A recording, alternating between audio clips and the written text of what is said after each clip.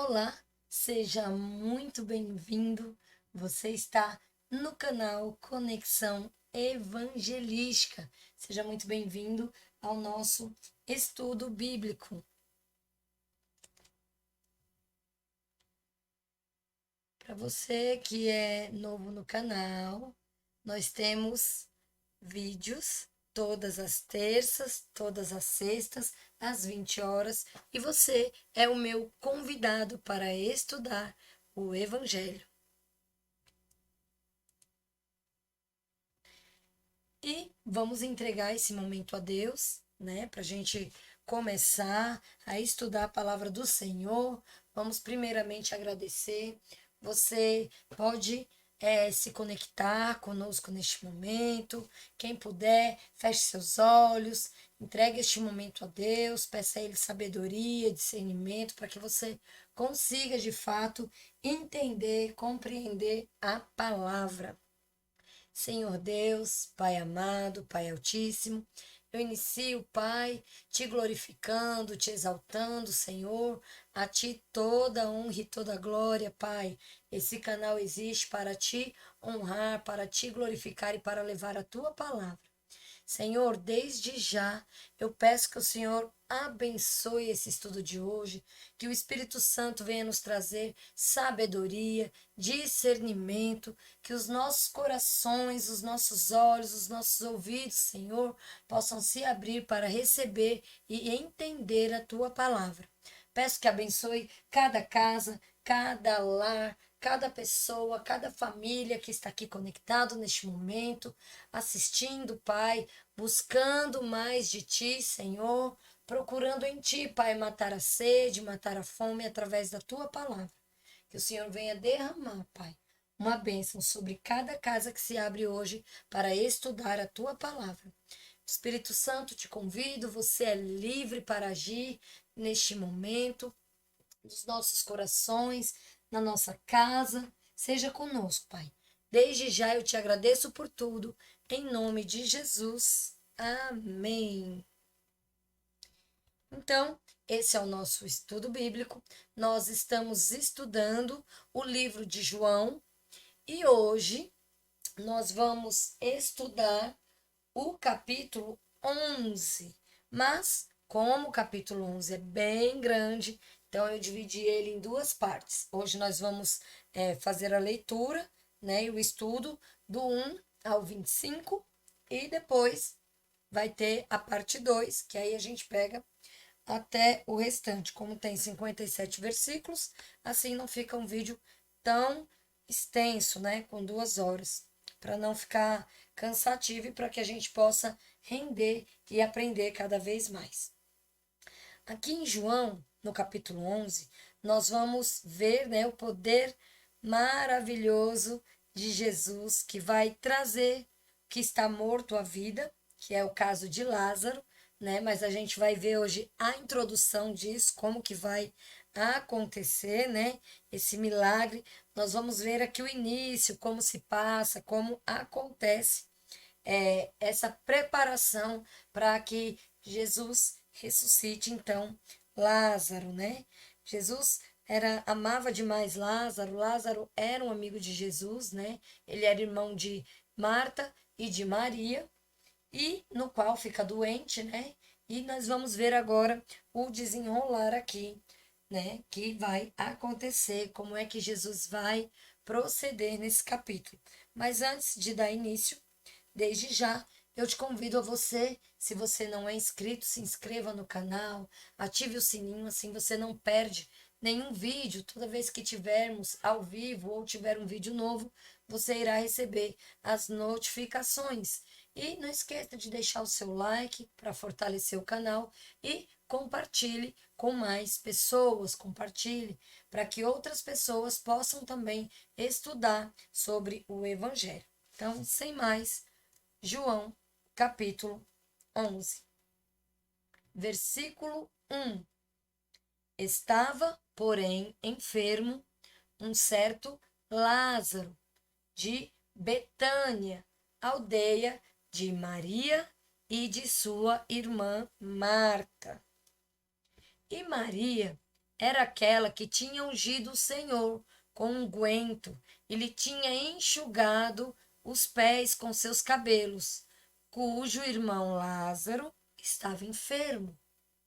Mandaram-lhe, pois, suas irmãs dizer: Senhor, eis que está enfermo aquele que tu amas.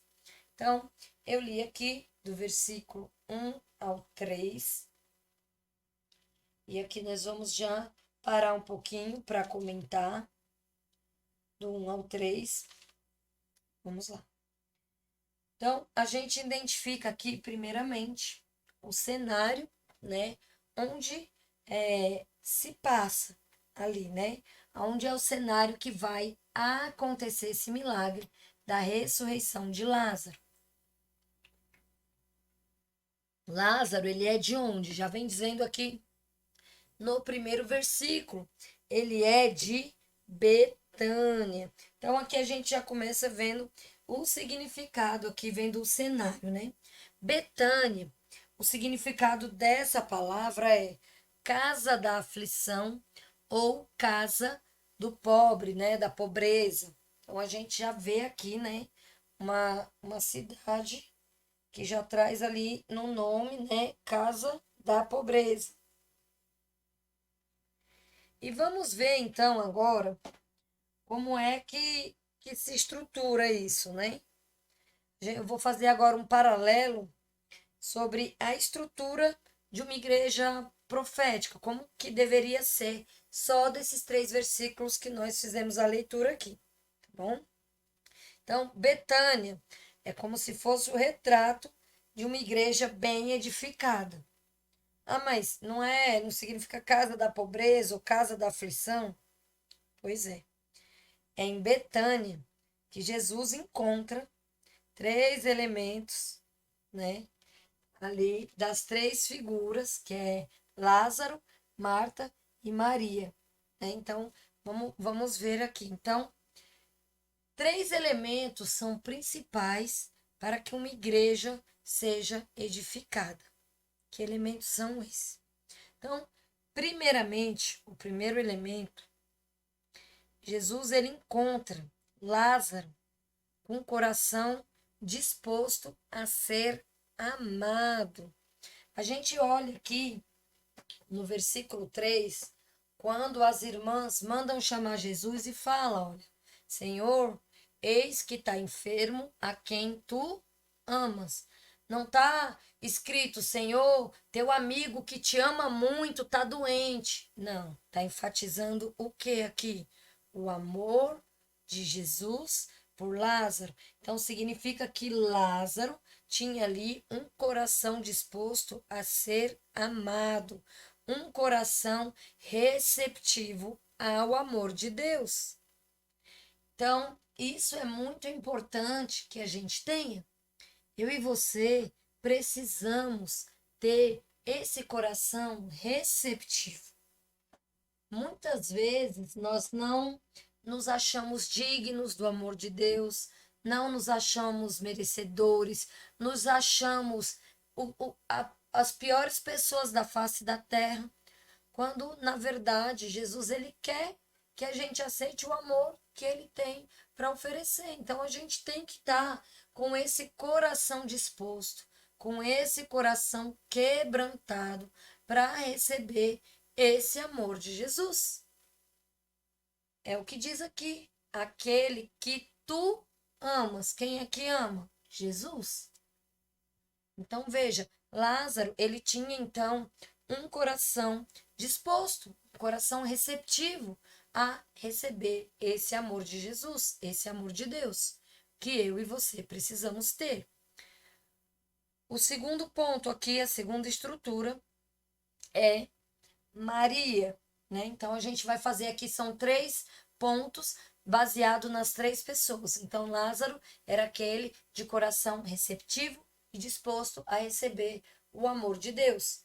Maria, que era uma das suas irmãs, né? Maria, aqui, só para você entender, não é Maria, a mãe de Jesus.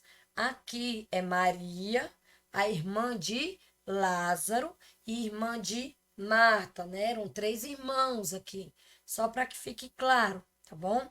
Então a gente vê aqui Maria. No versículo 2 vem dizendo, ora, era aquela que tinha ungido o Senhor com unguento e tinha lhe enxugado os pés com seus cabelos. Então, Maria, ela tem joelhos que se prostram diante de Deus. As 3 vezes que Maria aparece na Bíblia, ela está prostrada diante de Deus, ela está prostrada diante ali de Jesus. Lá em Lucas, no Evangelho de Lucas, no capítulo 10, no versículo 39, ela está prostrada enquanto Jesus está falando. Jesus está ali falando, está ensinando, está ministrando e Maria está ali prostrada aos seus pés, com o joelho dobrado ali aos pés do Senhor. Enquanto a sua irmã Marta trabalhava, ela estava trabalhando. Até nessa passagem, Marta fala: Senhor, não te importa que ela esteja aí sentada enquanto eu trabalho? E aí Jesus até responde, né? Marta, Marta, Maria escolheu a melhor parte, né? Tu andas sobrecarregada, né? Correndo. Então, se você abrir aí Lucas, no capítulo 10, no versículo 39, você vai poder ler esse contexto bem direitinho. É claro que aqui eu estou resumindo. E Maria, então, ela se prostra ali diante de Jesus.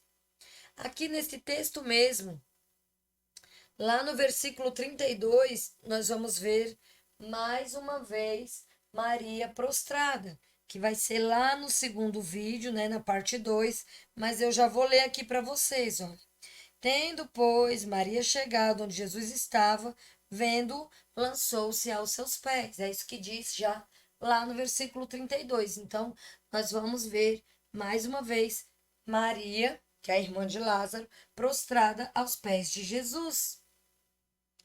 E no capítulo 12, que é o próximo capítulo, nós vamos ver, né, no versículo 2 e 3, que também Maria unge, né, os pés de Jesus com unguento, com nardo, e aqui mesmo já cita, né, olha, aquela que tinha ungido o Senhor, né, com unguento, com nardo, né, enxuga os seus cabelos. Então, um lugar propício para acontecer milagres. Um lugar ali onde é propício, né, para que Jesus fizesse esse milagre, ele encontra um coração disposto a receber esse amor, ele encontra uma pessoa com os joelhos dispostos a se dobrarem, a se prostrar diante do Senhor. Então, onde tem joelho dobrado, onde tem joelho prostrado no chão, é aonde o Senhor vai agir, porque mostra ali a sua reverência a Deus. Ah, mas Deus só recebe minha oração se for ajoelhado? Não. Pode ser em pé, andando, deitado, dormindo, tomando banho, lavando louça. Ele vai te ouvir. Só que quando você se ajoelha, é como se você estivesse fazendo uma reverência a Deus. Você está ali se quebrantando perante Ele, Senhor, estou aqui aos seus pés. É como se você se abaixasse na presença do seu Senhor, do seu Mestre, do seu Pai, do seu, enfim, de Jesus. Então, Jesus encontra esse cenário num lugar onde é casa dos pobres e casa de aflição. Ele encontra esse coração disposto, encontra também um joelho disposto a se dobrar. O terceiro elemento que edifica, né, uma igreja, usando aqui os 3, né, personagens que aparecem, né, as 3 pessoas aqui do texto. Marta, embora Jesus tenha falado para ela, né, que ela andava muito atribulada, que ela só pensava ali em trabalhar, mas Marta, ela tinha as mãos dispostas ao serviço. Às vezes ela até podia errar em trabalhar demais, Sabe aquela pessoa que não pode ver uma sujeirinha, não pode ver uma coisa fora do lugar, tá ali limpando, é aquela mania de limpeza, aquele estresse, tudo bem. Ela até talvez errava em exagerar, mas porém, né, mesmo parecendo assim um pouco hiperativa, né, aquela pessoa que não para, que não senta, ainda assim Jesus encontra nela um coração disposto a trabalhar, mãos dispostas a servir, mãos dispostas a trabalhar na obra, mãos dispostas a servir Jesus. Porque ela estava ali trabalhando, no mínimo ela estava ali lavando a louça, preparando a comida, ela devia servir a mesa, ela devia tirar a mesa. Então, ela estava servindo a Jesus. Ela estava sempre pronta para prestar o seu serviço. Embora falhasse um pouco, talvez pelo exagero, mas ela é aquela pessoa que estava ali preparada para servir. Então, era a forma que Marta tinha, talvez, de demonstrar o amor dela. A forma, talvez, de Marta demonstrar o seu amor era servindo. Ela amava tanto Jesus que ela queria servir. Sabe quando chega alguém assim na sua casa e você gosta daquela pessoa e você vai, você faz um suco, você quer servir um bolo, senta aqui, vamos conversar. Enquanto a pessoa senta, você está ali fazendo as coisas. Isso é mostrar, é a forma de Marta mostrar ali o amor dela. É servir bem, é receber bem, é fazer essa recepção, sabe? Então, Jesus valorizava isso. E Jesus fazia questão de estar lá com eles. É um, ela, ele estava, várias passagens a gente vai ver, né? Jesus passando por lá. Por quê?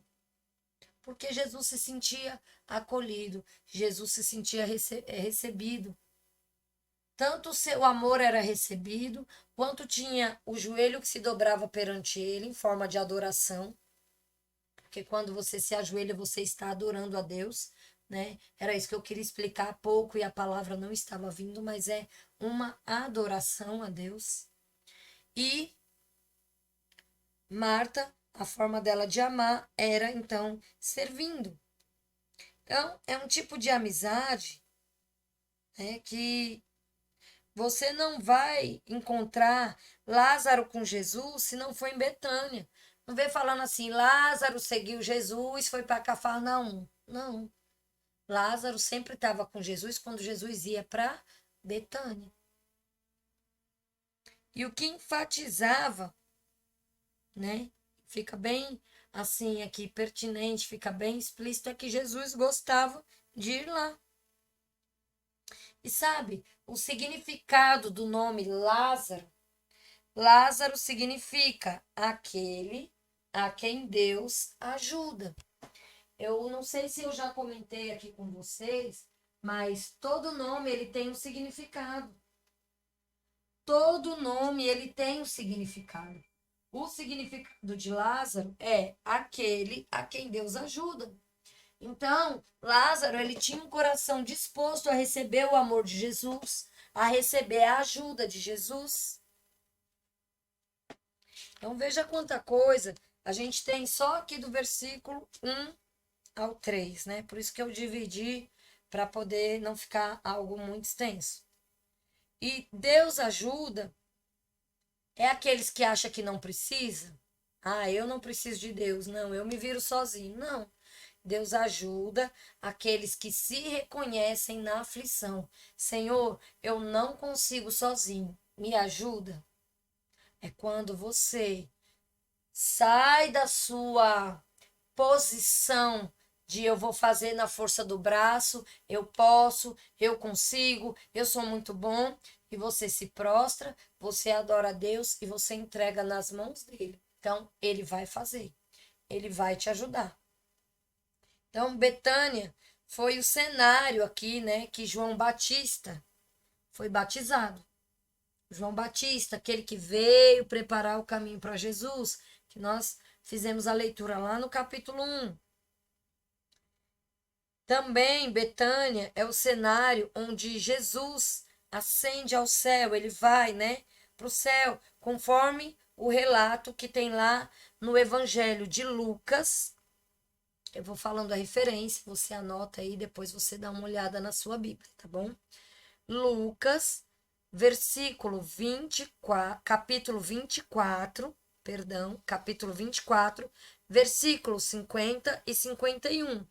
Então lá você vai ver falando que Jesus, né, depois de morrer, de ressuscitar, ele ascende o céu, ele está onde? Está lá em Betânia, né? Justamente no lugar da aflição, na casa dos pobres, né? Que é o significado do nome aí da cidade. Então, é em Betânia também que os discípulos viram Jesus pela última vez. Então, Jesus via em Betânia um lugar propício para a operação de milagres e para a preparação da sua obra.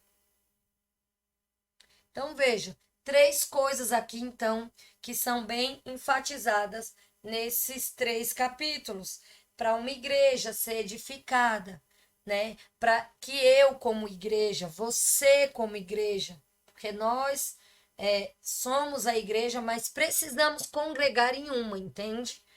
Quando nós estamos todos juntos no ambiente para adorar a Deus, nós todos reunidos somos a igreja. Mas quando eu estou na minha casa, eu estou trabalhando, eu represento a igreja de Cristo. Uma vez que eu já conheço a sua palavra, então eu tenho que carregar essa palavra comigo. É como eu já falei, os meus atos têm que dar o testemunho daquilo que eu falo. Né? Como nós lemos no capítulo anterior, não adianta eu falar uma coisa e fazer outra, falar de um jeito e fazer de outro, como nós vimos os fariseus fazendo, né, no capítulo 10. Então, para que nós possamos ser edificados, né, para que nós possamos ser uma igreja edificada, nós precisamos ter um relacionamento, que é o coração disposto a ser amado, né? A adoração, que são os joelhos dobrados, que no caso aqui foi representado por Maria, o relacionamento foi representado por Lázaro, e a obra que está sendo aqui representado por Marta. Então nós precisamos, né, para que uma igreja profética consiga ali, nós precisamos dessas 3 coisas: relacionamento, adoração e obra, mão na massa. Precisa daquelas pessoas que fazem, precisa daquelas pessoas que dobram o joelho, precisa que todos tenham um relacionamento, tanto entre si como igreja, mas, sobretudo, o maior relacionamento tem que ser com Deus. Então, vamos lá. Versículo 4. E Jesus, ouvindo isto, disse: esta enfermidade não é para a morte, mas para a glória de Deus, para que o Filho de Deus seja glorificado por ela. Então vamos prestar bem atenção. Olha, Marta e Maria mandaram ali chamar Jesus. Jesus, por favor, vem. Lázaro está doente, aquele que tu amas, teu amigo. Vem, Jesus. E Jesus escutou, né? Ele escutou e respondeu: olha, não se preocupa não. Essa enfermidade, esta doença, não é para ele morrer, não é para a morte, mas é para glorificar a Deus, para que o Filho de Deus seja glorificado por ela. Versículo 5. Ora, Jesus amava a Marta e a sua irmã e a Lázaro. Perceba que todo o tempo João enfatiza aqui quem é que ama? Jesus. É claro que eles também deveriam amar Jesus, mas o foco aqui está no amor de Jesus por eles, no amor de Jesus por mim, no amor de Jesus por você que está aí assistindo. Sempre tem esse foco, olha, Jesus amava. Jesus amava. Não está dizendo aqui, ora, Marta, sua irmã e Lázaro, que amava tanto Jesus, estava lá esperando. Não. Jesus amava. Por isso que fala que o amor nos amou primeiro. O amor que é Jesus nos amou primeiro. Ele nos amou desde o ventre da nossa mãe. Mesmo antes, né, da nossa mãe nos ver, ele já viu, né, nos viu sendo tecido, sendo formado dentro do ventre da nossa mãe. Desde lá, talvez ele já sabia o nosso nome, ele nos chama pelo nome. E aí o versículo 6. Ouvindo, pois, que estava enfermo, ficou ainda 2 dias no lugar onde estava. Depois disso, disse aos discípulos: Vamos outra vez para a Judéia. Disseram-lhe os discípulos: Rabi, ainda agora os judeus procuravam apedrejar-te e tornas para lá? Jesus respondeu: Não há 12 horas no dia? Se alguém andar de dia, não tropeça, porque vê a luz deste mundo. Mas, se andar de noite, tropeça, porque nele não há luz. Então, vamos lá, né? Eu vou voltar aqui. Eu li, então, até o versículo 10, mas eu vou voltar aqui para que fique na tela, que eu vou comentar aqui agora, né? O versículo 6, que é bem interessante, o 6 e o 7. Então, aqui nós percebemos, né? Eu já havia comentado isso anteriormente, né? Nos estudos anteriores, e é aqui que vai se encaixar. Jesus, ele não age por pressão de ninguém. Cuida, vamos, ele tá doente, tá morrendo, vamos, sai correndo. Como muitas vezes eu e você não paramos para pensar na situação e já queremos sair que nem doidos correndo e tentando e vai e aquela coisa e a gente não para nem para raciocinar, nem para perguntar, meu Deus, e agora o que é que eu faço? Muitas vezes, quando acontece determinadas coisas, quando recebemos determinadas notícias, a primeira coisa que a gente faz é se desesperar. E dependendo, é sair correndo, é fazer de qualquer jeito, é não parar para pensar, não parar para raciocinar. E aqui a gente vê que a todo tempo fala e deixa claro que Jesus amava. Jesus amava. Só que por que Jesus não saiu correndo? Poxa, foram lá dizer, olha, Jesus, ele está muito mal. Vamos, as irmãs mandaram te chamar. Vamos, que senão não vai dar certo. Vamos, Jesus. E Jesus ficou lá, calminho. Ele ouviu, falou, não, tranquilo. Isso aí não é para ele morrer, não. É só para glorificar a Deus. Pode ter calma aí que vai dar certo. É como se ele tivesse dito isso. Então, gente, Jesus ele não age por pressão. A todo tempo nós escutamos na Bíblia, escutamos aqui nas palavras ao qual nós estamos estudando, Jesus falar: Não vim para fazer a minha vontade, vim para fazer a vontade do meu Pai. Então, se ele aqui já disse que essa enfermidade era para glorificar Deus, Jesus não saiu correndo porque ele já tinha as instruções claras recebidas pelo Pai. Ele já sabia o que era para ele fazer, ele já respondeu. Essa enfermidade é para glorificar Deus. Olha, fica tranquilo. Meu pai já me disse o que é para fazer, eu não preciso sair correndo. Eu não atendo a homens. Eu atendo à vontade do meu pai, aquele que me enviou. Então eu vou fazer conforme ele me instruiu. E aqui a gente vê que o tempo de Deus não é o meu tempo, não é o seu tempo. Às vezes a gente está orando, Jesus, olha, eu preciso desse milagre aqui, mas é para ontem. Jesus, olha, tu não me deu aquela palavra, Jesus, que eu vou ser curada. Tu não mandou uma irmãzinha me dizer que assim, assado, que eu vou, vai acontecer tal coisa, ou que, enfim. Aí tá, Jesus disse mesmo. Ele disse que era para agora, que era para já. A gente tem que entender que o tempo de Deus não é o nosso tempo. Eu quero para agora, mas será que se Deus me der aquilo que eu quero agora, será que eu estou preparado para receber? Será?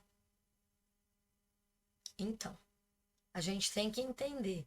Muitas vezes, quando a gente ora e pede algo e Deus ainda não atendeu, Jesus ainda não respondeu, é porque ele está trabalhando e no momento certo vai acontecer.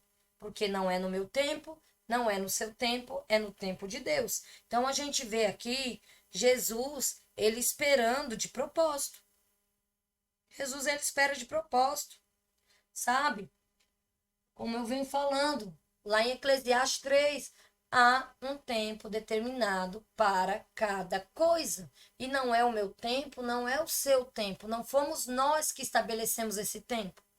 Por exemplo, se eu plantar hoje uma semente, aquela planta, né, aquela árvore vai crescer no tempo que eu quero? Se eu plantar ela hoje, amanhã ela vai estar grande? Não. Tem um tempo que Deus determinou para aquela espécie, para aquela semente, para que ela cresça, ela nasça, ela cresça, ela crie suas raízes, para que ela venha e no seu tempo certo, que ela venha dar o fruto, não é quando eu quero. Se eu plantar um pé de manga, daqui a um mês não vai ter manga. Aí vai nascer a muda, no tempo que Deus determinar. No tempo que Deus determinar, quando a árvore estiver grande, vai ter o fruto, não é quando eu quero. Ei, árvore, dê uma manga aí para mim agora que eu quero chupar uma manga. Não. Até os frutos, até a natureza obedece o tempo de Deus. Por que que eu e você muitas vezes não queremos obedecer? Nós queremos que Deus faça do jeito que a gente quer, na hora que a gente quer, no tempo que a gente quer. Ei, quem sou eu? Quem é você para estar mandando em Deus? Para achar que Deus faz como eu quero, como você quer. Não, porque tem que ser agora. Porque senão eu não acredito mais em Deus. Porque Deus, porque isso, porque aquilo. Cara, bota na tua cabeça. Você é um vasinho de barro que o Senhor formou. Um vasinho de barro. Já viu o barro falar pro oleiro como é que tem que ser as coisas? Pois é. Então, Jesus, ele espera. Ele espera ali calmamente porque ele sabe para onde vai. Ele sabe o que é que ele tem que fazer. Diferente de mim, de você, que às vezes age de cabeça quente e sai fazendo e sai não sei o quê, depois dá tudo errado e ainda quer achar ruim com Deus. Aí pergunta: parou primeiro, mesmo na hora da aflição, para perguntar para Deus o que era para fazer? Ou saiu de qualquer jeito? Às vezes a gente sai de qualquer jeito e dá errado. E a gente quebra a cara. E a gente ainda quer resmungar e murmurar com Deus. Também, Deus. E aí, tu nem me ajudou, ainda quebrei minha cara, ainda aconteceu isso. Aí, bota a culpa para Deus. Mas aí eu pergunto, antes de fazer, antes de agir, como Jesus fez aqui, se acalma, para, pensa, pede um direcionamento a Deus e depois você vai agir, vai fazer. É difícil? É. Sobretudo em casos de saúde, coisas, né, que acontecem no dia a dia, assim, que pega a gente de surpresa. Mas precisamos ter esse direcionamento que Jesus está nos deixando aqui. Então, nós precisamos nos submeter ao tempo de Deus. Jesus aqui, nesse capítulo, ele vai ressignificar a morte. Ele vai mostrar o relacionamento dele com a morte. Então, ele vai mostrar que a morte é submissa a ele. A morte obedece a Cristo. A morte obedece a Jesus. Então, quando ele diz, né, que essa doença não é para a morte, é como se ele falasse: calma, eu já tenho jeito para resolver isso. Vocês ainda não sabem, não, vocês não estão entendendo nada. Mas depois ele chama, né, os seus discípulos e fala, né, que Lázaro está doente, precisa ir visitar, tal. E aí os discípulos advertem Jesus sobre o caminho, né? Ser perigoso. Quando Jesus fala assim, ó, vamos outra vez para a Judéia, né?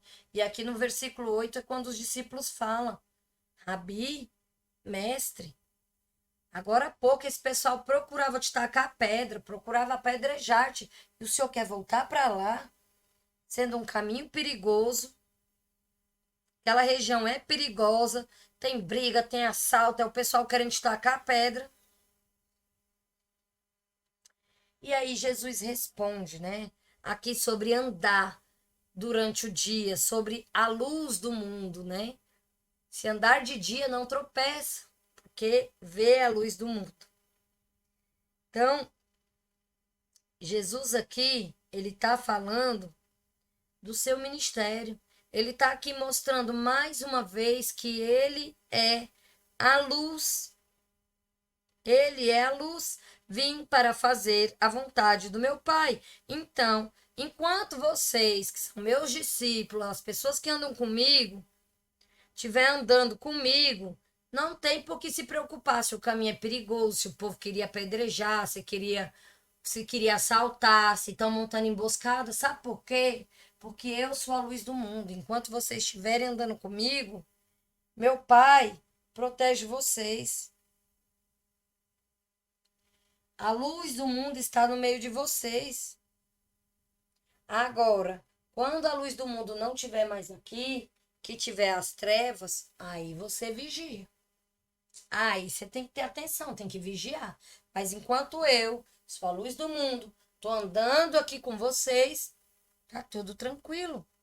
Que eu tô fazendo a vontade do Pai. Então, nada vai fugir à vontade dele. Vocês não correm perigo, enquanto a luz está no meio de vocês. E ali, né, como se Jesus estivesse falando isso. É seguro. É como se Jesus falasse: ei, você está com medo por quê? Você está perguntando para o medo se você deve ir ou não? Você está perguntando para o medo se você deve fazer uma faculdade ou não? Você está perguntando para o medo se você deve trocar de trabalho ou não? Você está perguntando para o medo se você deve começar esse seu novo projeto ou não? Ao invés de perguntar para o medo, por que é que você não pergunta para Deus? Para Jesus? Os discípulos aqui eles estavam perguntando para o medo. Senhor, o senhor vai por esse lugar? Estava com o quê? Com medo. Perguntando pelo medo. Então, que a gente não venha perguntar pelo medo, a gente venha perguntar para o Pai. Pai, eu posso ir por esse caminho? Pai, essa decisão que eu tomei, será que é a melhor? E é sobre isso. Então, tudo. Muitas vezes hoje, quando a gente vai fazer as coisas, a gente não pergunta para Deus. A gente pergunta para o nosso dinheiro. Eu quero viajar, deixa eu ver se eu tenho dinheiro na conta. Não pergunta assim, Deus, essa viagem é da sua vontade? Que mesmo se você não tiver o dinheiro, mas se for da vontade de Deus, a viagem vai acontecer. Pode ter certeza que o nosso Deus, ele é um Deus provedor. Muitas coisas. É claro que a gente tem que ser prudente. Tô dizendo que você vai sair fazendo coisas sem ter dinheiro, se enfiando em dívida. Não é sobre isso que eu estou dizendo. Vamos apurar aqui a maturidade da mentalidade. O que eu estou dizendo é que muitas vezes a gente pergunta para o dinheiro antes de perguntar para Deus. Eu pergunto para o dinheiro se eu posso fazer uma faculdade, se eu posso viajar, se eu posso casar, se eu posso fazer qualquer outra coisa. Primeiro eu pergunto para a conta bancária. E se a conta bancária deixar, talvez eu me lembre de perguntar para Deus. Se não, a conta bancária me respondendo que tá ok, para que eu vou perguntar para Deus se o dinheiro já disse ok? É sobre isso. Não deixar que Deus, o nosso Deus, seja o dinheiro. Que nós sejamos ali discípulos do dinheiro. Que nós não venhamos a nos render, né, ao que está por trás ali do dinheiro, ao sistema, a tudo. Mas que possamos sempre perguntar primeiramente a Deus: Senhor, olha, eu sei da minha condição financeira. Eu não estou com condição, Pai. Mas o Senhor colocou desejo no meu coração de eu fazer essa faculdade. Senhor, se for da tua vontade, me confirma. Me confirma. Eu sei que o Senhor é um Deus de provisão. Então, se o Senhor está me confirmando, se o Senhor está me dando esse desejo, então é porque é da tua vontade, é para a tua obra. E aí, se Deus confirmar no seu coração, se Deus, né, de alguma forma sinalizar para você, não vá pelo que você está vendo na sua conta bancária, vá pelo que Deus está lhe direcionando. Vá para que o caminho que Deus está lhe mostrando. Uma vez eu ouvi uma história que dizia mais ou menos assim, eu não lembro o nome assim das pessoas, mas eu ouvi e vou contar aqui por alto, né? Talvez você já tenha escutado. Se você escutou, pode digitar aí no chat, né? Que eu vou amar ler. É um homem que fez uma faculdade de medicina, passou anos estudando, anos, e aí não exerceu. Mas ele tinha lá a carteirinha dele de médico, né, o RG.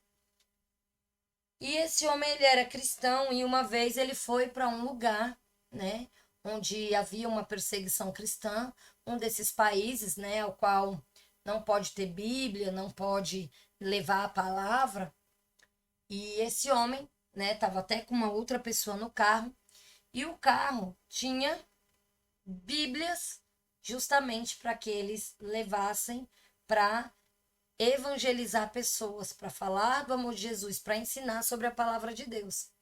E no meio do caminho, estava tendo uma blitz, né? Carros estrangeiros assim, eles fazem blitz e ia olhar tudo. E nessa blitz, o carro desse homem fez medicina, mas não exerceu, ele trabalhava com outra coisa, ele era missionário, né, e foi nessa missão, mas ele não exercia medicina, mas ele tinha estudado, nem ele sabia porque que ele tinha estudado. Mas nesse momento, quando o carro foi parado e os policiais ali pediram, né, o documento, viram que ele era médico e não revistaram o carro, passou. E aí Deus respondeu para ele: tá vendo para que você estudou esses anos de medicina? Foi para esse momento. Então, muitas vezes, Deus vai nos direcionar algumas coisas que a gente não vai entender, mas tem um propósito que vai ser usado no tempo de Deus. Então, o tempo desse homem estudou medicina, para quê? Para conseguir levar Bíblias, né? Conseguir levar a palavra de Deus para um país refugiado, para ele conseguir passar ali aos olhos, né, do inimigo, basicamente. E foi com esse propósito que ele estudou medicina. Então, é isso. Não pergunte ao dinheiro, pergunte para Deus. Aqui vamos lá. E aqui Jesus ele está falando o tempo inteiro que ele é a luz, ou seja, quem está andando com ele ali não tem perigo, não está correndo perigo. Gente, por mais que eu e você passamos por tribulações, quando nós estamos com Jesus, fica mais leve, sabe? Quando Jesus está no barco, nós não nos assustamos com o tamanho das ondas. E podemos até nos assustar, mas a gente sabe que ele está ali. Ele é aquele que manda e o vento, o mar obedece. Então não tem o que temer. Versículo 11. Assim falou e depois disse-lhes: Lázaro, o nosso amigo, dorme, mas vou despertá-lo do sono. Disseram, pois, os seus discípulos: Senhor, se dorme, estará salvo. Mas Jesus dizia isto da sua morte, e eles, porém, cuidavam que falava do repouso do sono. Então, Jesus disse-lhes claramente: Lázaro está morto. E folgo, por amor de vós, de que eu lá não estivesse, para que acrediteis, mas vamos ter com ele. Aqui é interessantíssimo. Jesus está falando com os discípulos E Jesus vira para os discípulos e fala: olha, eu esperei de propósito esses 2 dias, viu? Porque eu deixei meu amigo morrer, que eu amo tanto. Coloquei ele aqui numa enrascada, mas foi só por 4 dias. Não foi por nada, não. Não foi por falta de amor, não foi por falta de zelo, não foi por cuidado. Primeiramente é porque eu estou cumprindo, né, a vontade do meu pai.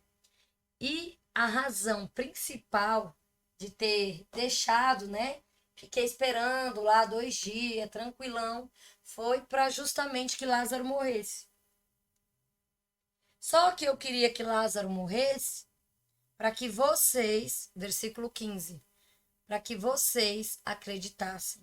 Imagina aí, Jesus deixou Lázaro morrer para que os próprios discípulos dele, que andava com ele, que viu ele curando o paralítico, que viu ele curando o cego, que viu ele falando com a mulher samaritana, mas ainda assim, no coração de alguns deles poderia ter alguma dúvida, porque Jesus fala, olha, ainda bem que eu não estava lá. Para quê? Para que isso acontecesse, ele morresse e agora vamos lá, que eu vou ressuscitar ele e vocês vão ver e vão acreditar em mim, que eu sou o Cristo. Então, Jesus deixa o seu amigo morrer para que os outros amigos, discípulos, creiam em Deus. Olha só. Aí aqui fazendo uma relação, né, uma correlação. Por que, né, Maria e Marta manda chamar Jesus? Fazer um paralelo aqui, né, trazendo para hoje. A importância de se ter um amigo. Amigo que eu falo é amigo verdadeiro, não é aquela pessoa que a gente passa na rua, oi, tchau, não, tô falando amigo para todas as horas. Marta e Maria chamaram Jesus porque Jesus era amigo, elas confiavam nele.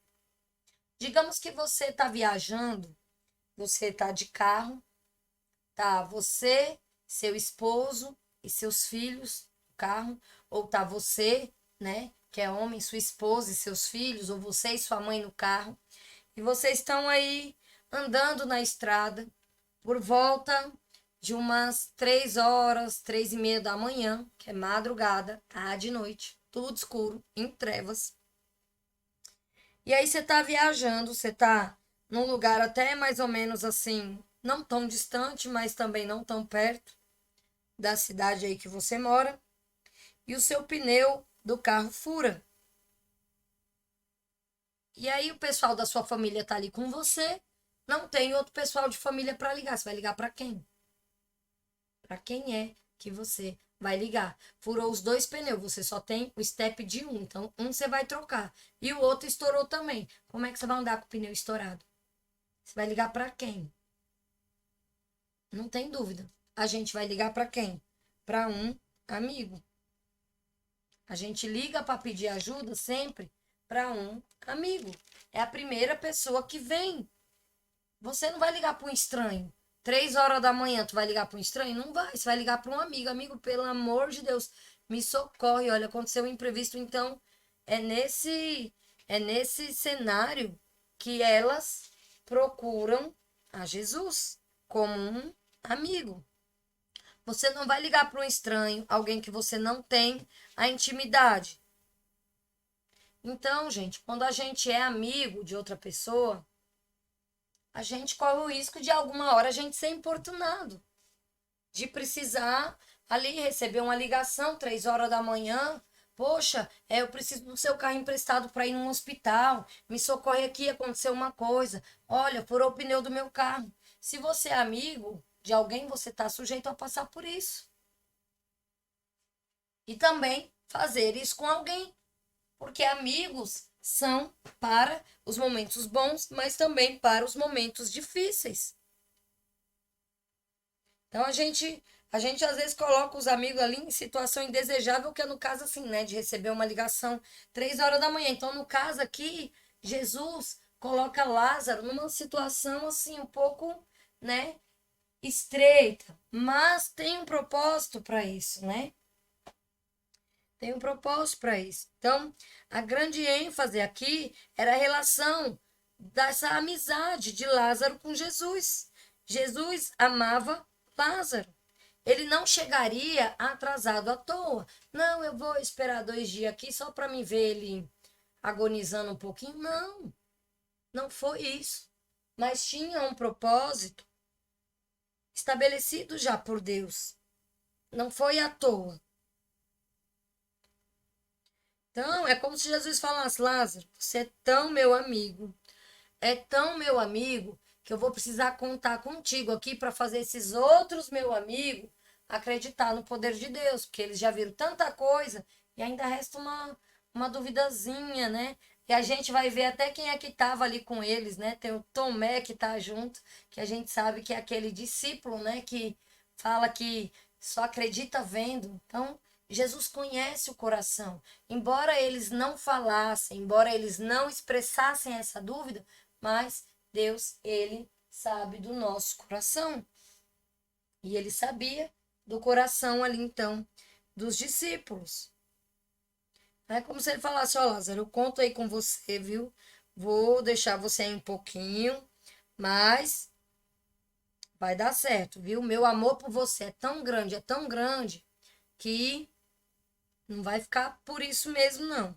Na hora certa, vou aqui te trazer, né, a vida novamente, eu vou fazer aqui por você, viu? Vai dar certo. Então, gente, amigo é para isso.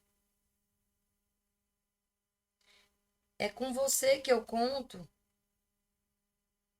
para que as pessoas sejam tão meus amigos como você é. Como se Jesus estivesse falando isso para Lázaro. Cara, eu conto com você. Então, gente, quando nós pedimos intimidade para Deus, e fala: Deus, me ajuda a ter mais intimidade contigo, se prepare, que Deus também pode colocar à prova. Assim como Lázaro tinha essa intimidade com Jesus, ele foi, passou por aquele momento ali de aperreio, mas no final Deus estava ali com ele, Jesus estava ali com ele. É só para que a gente confie que ele chegará na hora certa, no momento certo, vai agir da maneira certa. Aí Jesus, ele tem que explicar aqui bem direitinho para os discípulos, que os próprios discípulos que andavam com Jesus, algumas vezes não entendiam o que Jesus dizia, e Jesus ia lá e explicava. Ou eles iam lá e perguntavam para Jesus depois: Jesus, vem cá, isso aqui que o senhor disse, eu não entendi muito bem. Aqui Jesus explica. Que Jesus fala: olha, nosso amigo dorme, mas vou despertá-lo do sono. Jesus está falando o quê? Nosso amigo morreu, mas eu vou ressuscitar ele. E não foi isso que eles entenderam. Eles entenderam o dorme de dormir, igual eu e você dorme à noite. E aí Jesus, né, não fala do repouso do sono, né, que todos nós repousamos no sono toda noite. Ou quem trabalha de noite, né, repousa de dia, enfim, mas todos nós temos o momento estabelecido por Deus do repouso do sono. Jesus precisa deixar claro que Lázaro está morto. E ainda fala que é por causa deles, para que eles acreditam. Para que eles venham acreditar. Aí vamos ver aqui, olha só quem aparece, né? Versículo 16. Disse, pois, Tomé, chamado Dídimo, aos condiscípulos: vamos nós também, para morrermos com ele. Olha só. Chegando, pois, Jesus achou que já havia 4 dias que estava na sepultura. Ora, Betânia distava de Jerusalém quase 15 estádios, que está fazendo meio que uma referência à distância, né? Que era longe. Versículo 19. E muitos dos judeus tinham ido consolar a Marta e a Maria acerca de seu irmão. Ouvindo, pois, Marta que Jesus vinha, saiu-lhe ao encontro Maria, porém ficou assentada em casa. Então, Marta foi ao encontro e Maria ficou em casa assentada. Versículo 21. Disse, pois, Marta a Jesus: Senhor, se tu tivesse aqui, meu irmão não tinha morrido. Mas também agora sei que tudo quanto pedires a Deus, Deus te concederá. Olha só, embora ela estivesse ali com o coração aflito, angustiada porque seu irmão havia morrido, ainda assim ela demonstra a fé em Deus, a fé em Jesus. Olha, Senhor, ele já morreu. Só que também eu sei que tudo que o Senhor pedir a Deus, ele te concederá. Versículo 26. Disse-lhe Jesus: Teu irmão há de ressuscitar. Então, eu vou já ler aqui o versículo final, vou até o 27, né? Eu falei que eu ia até o 25, mas vamos lá. Disse-lhe Marta: Eu sei que há de ressuscitar na ressurreição do último dia. E disse-lhe Jesus: Eu sou. Olha, nós já vimos Jesus falar: Eu sou o pão que desceu do céu. Eu sou a fonte de água viva. Eu sou a porta. Não é isso? A gente já viu ele falando que ele era a porta. E agora a gente vê ele falando que ele é o quê? A ressurreição. Ele é o bom pastor, ele é a ressurreição, ele é o pão que desceu do céu, ele é a água que mata a sede. Olha o que Jesus disse para Marta. Eu sou a ressurreição e a vida. Quem crê em mim, ainda que esteja morto, viverá. E todo aquele que vive e crê em mim, nunca morrerá. Crês tu isto? E aí Jesus pergunta para ela. E ela responde. Disse-lhe ela: Sim, Senhor. Creio que tu és o Cristo, o Filho de Deus que havia de vir ao mundo. Então, vamos lá. Vamos agora entender aqui o contexto, né, da morte de Lázaro. A gente vai parar aqui no 27. Vamos entender aqui, então, esse contexto do 25 até o 27. Do 17, versículo 17 até aqui o final.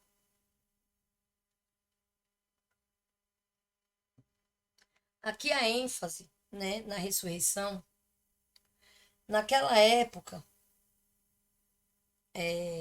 os judeus, ele tinha uma tradição que até o terceiro dia eles acreditavam que a pessoa poderia ressuscitar. Às vezes a pessoa teve ali um mal súbito, o coração ali parou, ou teve aquela paralisia do sono, enfim, algumas dessas doenças que a pessoa aparenta que morreu, o coração parece que parou de bater, mas depois ali a pessoa é ali sepultada e um dia depois, 2 dias depois, aquela pessoa se acorda, se desperta, né, daquela doença, enfim, é como se, né, fosse algo comum daquela época. Então, até o terceiro dia era algo que já tinha sido visto. O quarto não. O quarto dia não. Jesus, quando Jesus chega, já está com 4 dias do sepultamento de Lázaro. Então, gente, 4 dias era algo que para eles, assim, era impossível. Tipo, pronto, passou o prazo. Então, havia-se aquela esperança no primeiro dia, no segundo dia, aí já foi caindo. Aí pronto, deu o terceiro dia, a esperança ali meio que acabou. E Jesus chegou o quê? No quarto dia. Então, essa ressurreição que Jesus vai fazer, né, que nós vamos ver no, no próximo estudo, essa ressurreição ela é diferente de todas as outras que Jesus opera, porque essa é justamente no quarto dia. É uma ressurreição poderosa. Nunca houve um relato de uma ressurreição no quarto dia. Então, o encontro com Marta, né, tem um diálogo assim um pouco perturbador, né? A gente vê o desespero da irmã assim, enlutada, né? Poxa, te esperei até agora. Se o senhor tivesse chegado ontem, se o senhor tivesse chegado antes de ontem, né? É como se ela ali questionasse. E, e é como se ela falasse: olha, se você tivesse aqui, ele não tinha morrido. E Jesus aqui inicia um diálogo com ela. Ei, teu irmão vai ressuscitar. Marta, teu irmão vai ressuscitar. E aí ela fala: eu sei, Senhor. Eu sei que ele há de ressuscitar na ressurreição do último dia. Tá aqui, ó, no versículo 24. Só que isso, né, era algo que estava nas escrituras, né? É uma crença, né, dos judeus. Aonde eu encontro, Gisele, isso nas escrituras. Lá no Antigo Testamento, você vai abrir no livro de Daniel, no capítulo 12, no versículo 2. Aí você vai abrir sua Bíblia, vai ler lá que está escrito. Capítulo 12, versículo 2. Então, quando Jesus fala para ela que ele vai ressuscitar Lázaro, ela pensa que é assim, quando Jesus vier, quando for a ressurreição final. E não era disso que Jesus estava falando. Jesus estava falando ali na hora. Então, muitas vezes Jesus está falando e a pessoa não está entendendo. A gente vê isso o tempo inteiro aqui nas Escrituras. Jesus fala com o discípulo não entende. Jesus fala com a amiga dele, ela não entende. Será que nós estamos entendendo o que é que Jesus tem falado conosco esses últimos dias? Será que de fato a gente está se colocando ao entendimento? Ou será que o nosso entendimento está igual vem sendo mostrado aqui nas Escrituras? A gente acha que entendeu, mas Jesus está falando outra coisa, né? Fica aí para a gente refletir. Ó, eu vou fazer a leitura aqui para vocês. Em Daniel 12, no versículo 2, diz assim, que era o que Marta entendeu. E muitos dos que dormem no pó da terra ressuscitarão, uns para a vida eterna e outros para vergonha e desprezo eterno. Então, isso está lá na Bíblia, no livro de Daniel, capítulo 12, versículo 2. E é dessa ressurreição eterna que Marta está falando aqui com Jesus, quando ela responde: eu sei, Senhor, a ressurreição do último dia. E aí, Jesus responde, é como se ele falasse assim: Marta, vem cá, senta aqui, vem cá, deixa eu te dizer uma coisa. Ei, a ressurreição não é uma data. Não tem uma data para a ressurreição. Tem data para Páscoa, tem data para as festas judaicas. Hoje em dia, tem o quê? Tem a Páscoa, tem Natal, tem o aniversário. São datas. Ei, a ressurreição não é uma data. A ressurreição é uma pessoa. Jesus está falando para Marta: ei, Marta, não é uma data, não é a ressurreição lá do último dia, não tem uma data marcada. Eu sou a ressurreição. A ressurreição é uma pessoa e eu sou a ressurreição. Eu sou a vida. Eu sou. E quando Jesus ele fala dessa maneira, quando ele dá essa explicação, ele tira o nosso modo de estar olhando lá no futuro. Ah, eu vou ser salvo lá na frente. Ah, quando Jesus vier, quando eu. Ei, Jesus está tirando isso do modo lá da frente. Ei, é agora. Sua salvação é agora. Você tem que ouvir Jesus é agora, não é amanhã, não é a semana que vem. Não, eu estou ouvindo, mas eu ainda vou deixar para o próximo mês. E se não tiver próximo mês? E aí? É agora. Jesus está falando, ei, a ressurreição é agora. Eu vou ressuscitar o seu irmão, é agora. Não é daqui um mês, daqui uma semana, lá no final, não. Eu sou a ressurreição, eu sou a salvação e eu quero te salvar agora. Ei, Jesus está falando para mim e para você. Ei, eu quero te salvar, é agora. Me entrega a tua vida. Eu sou aquele que ressuscita. Se você está morto, se você não tem mais sonhos, se você não tem mais uma perspectiva de vida, se você acha que você está preso aí no pecado, você não consegue parar com o que você está fazendo e você está se destruindo. Ei, sua ressurreição é agora. Sai da morte e vem para a vida. Acorda. Não é lá no final. Não é quando você morrer. É agora. Seja salvo agora. Não tem o depois, é agora. Jesus mostra a urgência. Ei, é hoje. Não é depois, não. É hoje.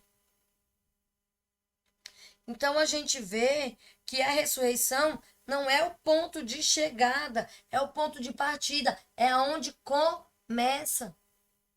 Sua ressurreição começa quando você decide: não, eu quero andar com Jesus na minha vida. Eu já entendi que sem Jesus não dá. É aí que começa. Não é lá na frente, não é algo projetado, não, é quando eu morrer, que aí Jesus vai ver se ele me salva, não é agora. Não é o ponto de chegada, é o ponto de partida, é onde começa, é onde você decide, é onde você se determina. Jesus aqui está mostrando o comportamento do reino de Deus. Quando você reconhece Jesus como Senhor e Salvador, quando você passa a viver nele, presta atenção nisso que eu vou falar agora. Quando você passa a viver nele, você nasce uma vez, duas vezes e morre só uma. Como assim? Não entendi. Quando eu nasci da minha mãe, nasci, pá, estreiei no mundo, nasci. O nascimento da carne, nasci.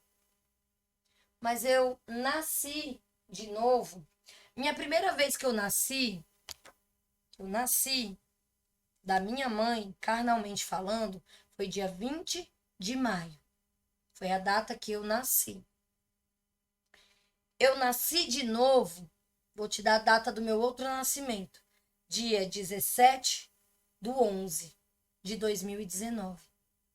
Foi quando eu nasci. Como assim? Você nasceu duas vezes? Foi. A primeira vez foi da minha mãe. A segunda vez eu nasci em Cristo. Foi quando eu disse sim para Jesus como meu Senhor e meu Salvador e, tendo consciência, me batizei, entregando ali a minha vida para Jesus. Então, ali, naquele batismo, morreu o meu velho eu, aquelas coisas que eu fazia, a pessoa que eu era. Quem me conhece sabe, quem me conhece sabe.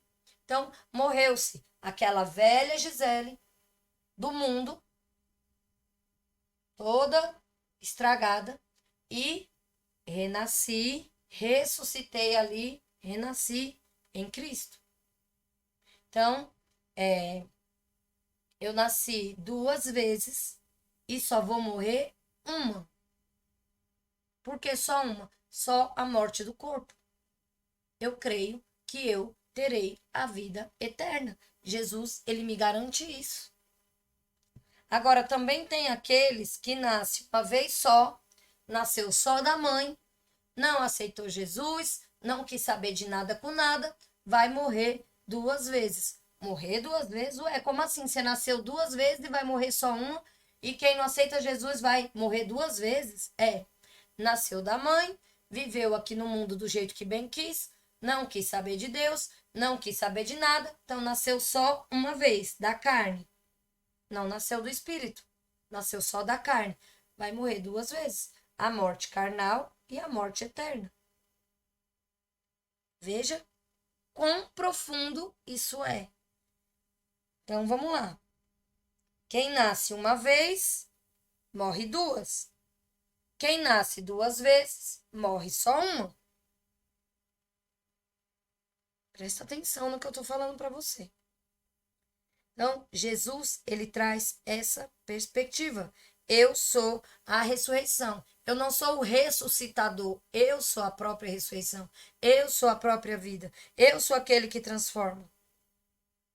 E sabe, Satanás, tanto ele sabe disso, que Jesus ele deve ser o primeiro, que Deus deve estar em primeiro lugar na nossa vida, que todo tempo ele tenta jogar Deus para trás.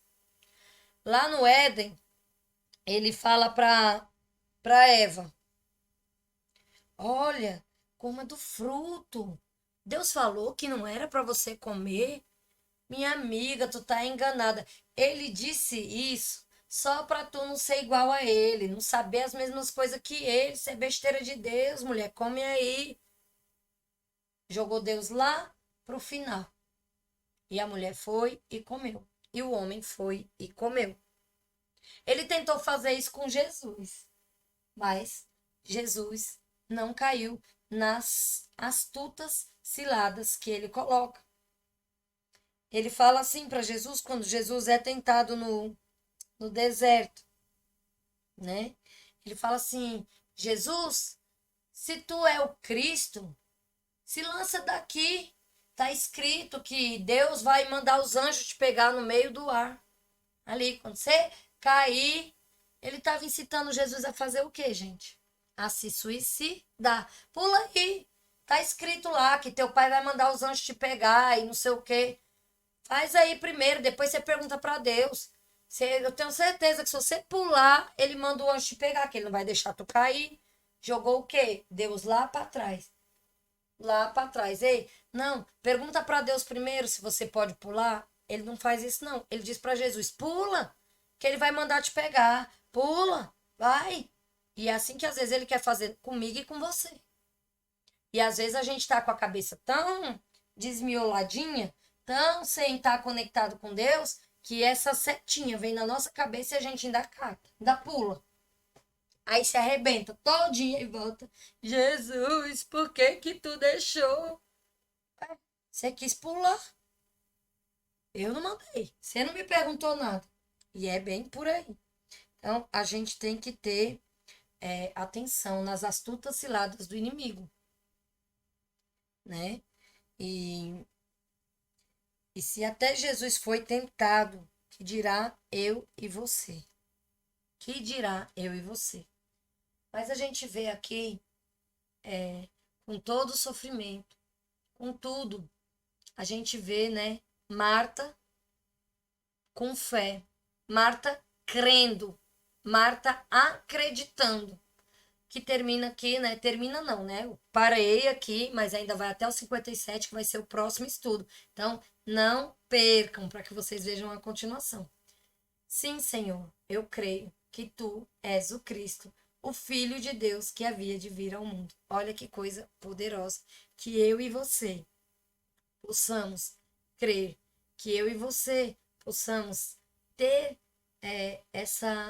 ter não, né? Nós já temos, que você venha nascer duas vezes. A primeira foi da sua mãe e a segunda que você venha renascer, ressuscitar em Cristo. Venha ter vida nele. Aqui, eu coloquei aqui o cenário, né? O mestre estava ensinando lá na Pérea, às margens do Jordão, quando de repente chega um mensageiro assustado, quase sem fôlego. Senhor, seu amigo Lázaro está muito doente. E a sua fala denotava uma urgência.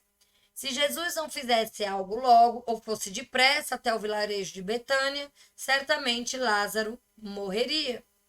Em sua mente limitada, devia pensar: se isso acontecer, será o fim e nada mais poderia ser feito. Não sabia ele que Jesus é a ressurreição e a vida, e quem crer nele, ainda que esteja morto, viverá. Então, é por isso que eu digo que eu só vou morrer uma vez, porque eu vou viver. É a palavra dele que nos garante isso. Quem crer nele, ainda que esteja morto, viverá. E eu creio. Aqui eu coloquei uma imagem simbólica, né, de Maria prostrada aos pés de Jesus, enquanto Marta lá atrás está servindo. E é isso. Vou fazer aqui o momento da oração. Senhor Deus, muito obrigado, papai, por este estudo. Obrigado, Senhor, pelo teu amor. Obrigado, Pai, por essa luz, Senhor, sobre as nossas vidas, por essa luz que é a tua palavra, Pai. Sabemos que onde a luz, toda a treva é dissipada, Senhor. Então, que nossa vida venha estar cada vez mais na tua luz, Senhor, sabendo o caminho, sabendo a direção, conhecendo da tua verdade, crendo em ti, Senhor. Só tu, Pai, tem as palavras de vida eterna. Para onde iremos, Pai? Para onde iremos se só tu tem as palavras de vida eterna, Senhor? Tu és aquele que nos ama. Tu és aquele que nos direciona, aquele que nos exorta, que nos corrige. E a todo tempo tu derramas do teu amor sobre a nossa vida. Somos gratos a ti, Pai, por essa palavra, por esta direção, Senhor. Muito obrigado, Pai. Muito obrigado. Que a tua luz esteja sempre nas nossas vidas. Abençoa, Senhor, cada casa, cada lar, cada pessoa, Senhor. Cada lugar que está ecoando este teu evangelho, o teu estudo, que os teus filhos venham aprender, Senhor, a ter mais fome e mais sede de ti, Senhor. Que eles venham aprender com Maria, a prostrar-se diante de ti de joelhos e a te adorar. Que venham aprender com Lázaro, a ter o coração disposto a ser amado por ti, Senhor, a ter a sua identidade de filho revelado, Senhor, a reconhecer a tua paternidade sobre nós, que venhamos ser, Senhor, como Marta, com as mãos dispostas, Senhor, a te servir, a fazer a tua obra, Senhor, a fazer a tua vontade. Pai, desde já eu agradeço por tudo. Em nome de Jesus, amém. Amém. Muito obrigado por assistirem até aqui. Eu agradeço demais a companhia de vocês, né? Por estar aqui assistindo esse estudo, por estar permitindo que a palavra do Senhor entre aí na sua casa, no seu trabalho ou no caminho. Não sei aonde é que você está assistindo, mas enfim, que o Senhor venha a te abençoar grandemente. Não esqueça de se inscrever, de ativar o sininho para toda vez que tiver vídeo você receber a notificação. Deixa o joinha, assim eu vou entender que ficou aí claro, né, para você esse estudo. E também uma coisa que é muito importante, se você sentir vontade, desejo no seu coração, não esqueça de escrever aqui no chat, às vezes uma pergunta, uma dúvida, ou queira acrescentar algo. Olha, dessa passagem também tem isso, isso e isso. Deus falou comigo hoje através dessa palavra, porque o seu testemunho vai edificar a vida de outras pessoas. Então, nós estamos aqui para nos edificarmos juntos. Então, seu comentário também, se você se sentir à vontade, se você souber ali como comentar e quiser sentir o desejo no seu coração, seu comentário é muito bem-vindo. E não esqueça também de compartilhar essa palavra poderosa do Senhor para outras vidas, para outras famílias, para outras casas, tá bom? E lembrando a vocês também que toda terça e toda sexta às 20 horas, nós temos então este vídeo ao vivo aqui. Muito boa noite aí para vocês. Fiquem com Deus e até a próxima. Tchau, tchau.